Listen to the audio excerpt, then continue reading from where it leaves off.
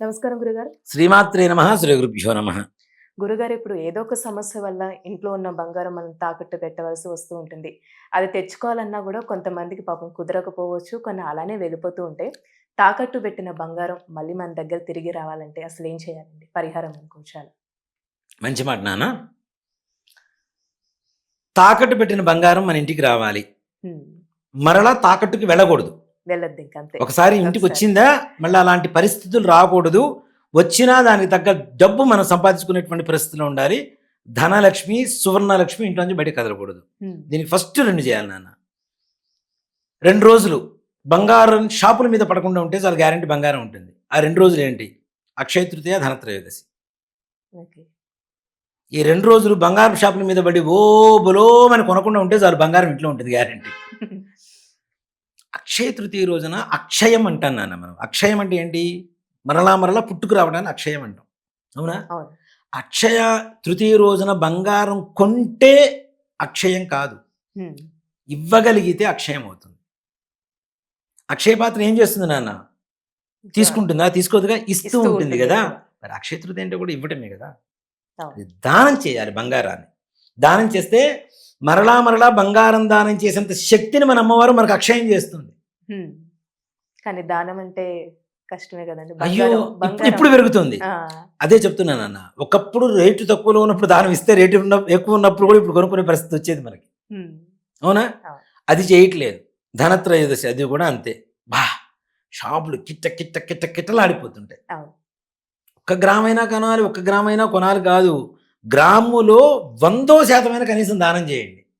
100% దానం చేస్తే 100 గ్రాములు ఏకంగా కొనుక్కునే శక్తి వస్తుంది మనకు గ్యారంటీ. అవేం చేయట్లే మనం. దాంతోపాటు కొనుక్కొస్తాం.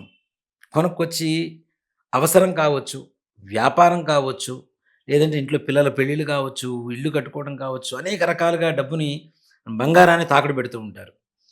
పెట్టిన బంగారాన్ని తెచ్చుకునేటువంటి వాళ్ళు కొంతమంది అయితే, తెచ్చుకోలేకుండా ఆక్షన్లో పోయేటువంటి బంగారం కొన్ని 100ల కేజీల బంగారం ఉంది మన ఇండియాలో. 100 కాదు, 1000 కేజీలు.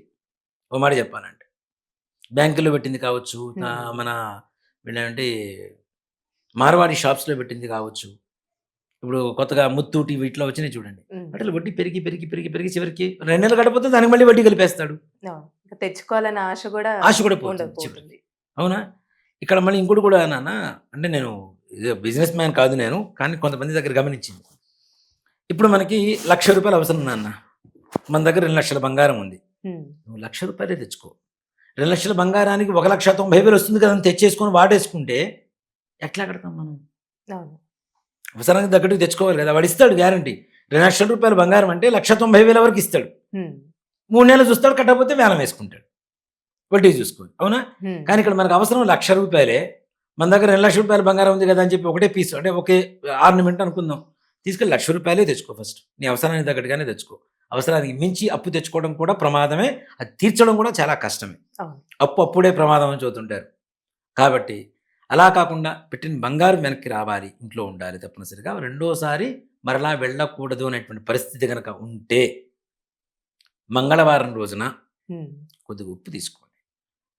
అది బ్యాంక్ కావచ్చు, ముత్తూట్ ఫైనాన్స్ కావచ్చు, మార్వాడి షాప్ కావచ్చు, ఎక్కడైనా సరే కొద్దిగా మన క్రిస్టల్ సాల్ట్, దొడ్డుప్పు అంటాం కదా, దొడ్డుప్పు తీసుకోండి. చిన్న దాంట్లో కొద్దిగా, దాంట్లో కుజగ్రహ మంత్రం, మనకు ధ్యాన శ్లోకం ఉంటుంది. ధరణీ గర్భ సంభూతం విద్యుత్ కాంతి సమప్రభం కుమారం శక్తి హస్తంతం మంగళం ప్రణమామ్యహం. ఈ శ్లోకాన్ని 7 సార్లు చదువుకొని, గుప్పెట్లో ఉప్పు పెట్టుకొని 7 సార్లు చదువుకొని, ఆ గుప్పెట్లో ఉండేటువంటి ఉప్పుని మరలా ప్లేట్లో వేసుకొని, మీరు అప్పు తీరుద్దామని చెప్పి ₹1,00,000 తెచ్చుకున్నాను నాన్న, మీ దగ్గర 5,000 ఉన్నాయి, 5,000 చెల్లయచ్చు, దాంట్లో అనుమానమేం లేదు. ఈ ₹5,000 ఏం చేస్తారు అంటే, ఉప్పులో ఒక పావు గంట సేపు ఉంచండి.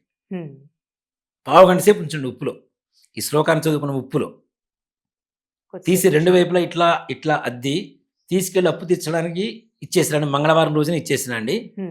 మరలా మంగళవారం లోపల మీ బంగారం మీ ఇంటికి వస్తుంది. మళ్ళీ జీవితంలో బంగారం అక్కడ హిందీ నేర్చుకోవడానికి వెళ్ళదు.